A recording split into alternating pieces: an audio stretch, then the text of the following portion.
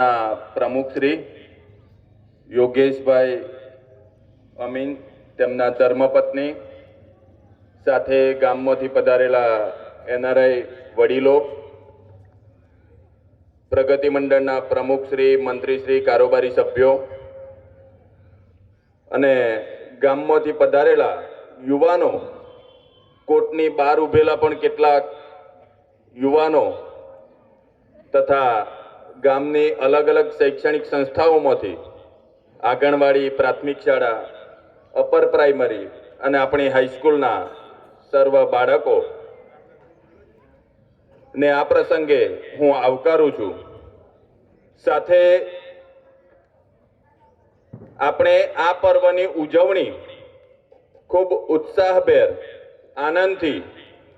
કરતા હોઈએ છીએ, પણ સાચી સ્વતંત્રતા અથવા પ્રજાસત્તાક